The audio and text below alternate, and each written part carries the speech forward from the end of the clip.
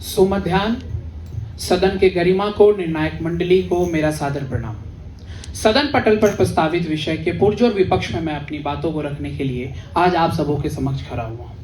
महोदय, है प्रीत जहां की रीत सदा, मैं गीत वहां का गाता हूं, भारत का रहने वाला हूं, भारत की बात सुनाता हूं।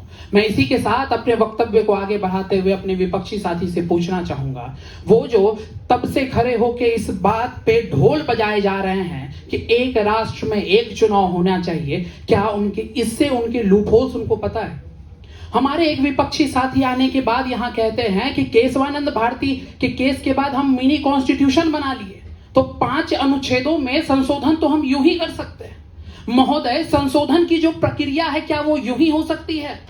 इतनी कम समझ को लेके एक वाद विवाद प्रतियोगिता में आके और इतने ज्वलंत मुद्दे पे खड़े होके उसके पक्ष में बोलना, ये अपने आप में बहुत बड़ी बात है। जिस बात के पक्ष में बोलने के लिए कोई तर्क ही नहीं है, चीजें बेबुनियाद हैं, उसके लिए भी आप लोग खड़े होके उसके पक्ष में बोल रहे हैं। महोदय, लोग, कई विपक्षी साथी आके कह रहे हैं कि ये 1 नेशन 1 इलेक्शन पहली बार नहीं आया है। ये मैं बता दूं, 1947 में जब हमारा देश आजाद हुआ उसके बाद भी ये चलन चल रहा था। बाद में ये चलन छूट क्यों गया? दल बदल कानून, आर्टिकल 356, ये वापस से नहीं दोहरा सकता क्या? जो विपक्षी साथी हमारे यहाँ के कारण, मैं निर्णायक मंडली के द्वारा उनसे पूछना चाहता हूं, मैं डायरेक्ट उनसे क्या पूछूं कि क्या यह चीजें वापस से नहीं दोहराई जा सकती? क्या यह देश विकासशील डेवलपिंग कंट्री से कब डेवलप्ड कंट्री बनेगा, या फिर वो चुनाव में इसी तरह दल बदल कानून और 356 लगा के रहेगा? हमारे विपक्षी साथी आके अलग अलग देश की बात करके जाते हैं, स्वीडन की, इसकी, उसकी। महोदय, जब भारत में 4 साल, 3 साल, 2 साल 356 अलग अलग राज्यों में लागू रहेगा, तो हमारी वैश्विक पटल पे क्या इज्जत रह जाएगी? क्या भारत उसमें विकसित हो सकता है?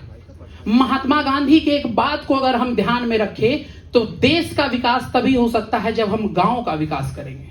महोदय, 1 नेशन 1 इलेक्शन में हमारी छोटे मोटे जो ज्वलंत मुद्दे हैं वो वहीं रह जाएंगी, धरातल पे कभी वो संभव नहीं हो पाएगी। हम यहीं परेशान रह जाएंगे कि हमारे राष्ट्र में क्या मुद्दे चल रहे हैं, हमारी विदेश नीति क्या इफेक्ट हो रही है। एक विपक्षी साथी आके यहां कहते हैं कि बार बार चुनाव होने से आचार संहिता लागू होता है, जिसमें सरकारें अपने ढंग से काम नहीं कर पाती हैं।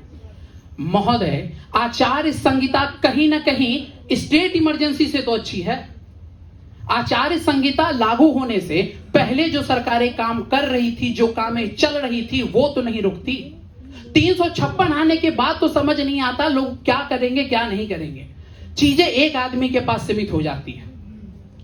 महोदय, कई साथी आके बोल के गए, जब हमारे देश में 1 नेशन 1 टैक्स हो सकता है, एक राष्ट्र एक कर हो सकता है, तो एक राष्ट्र एक चुनाव क्यों नहीं हो सकता?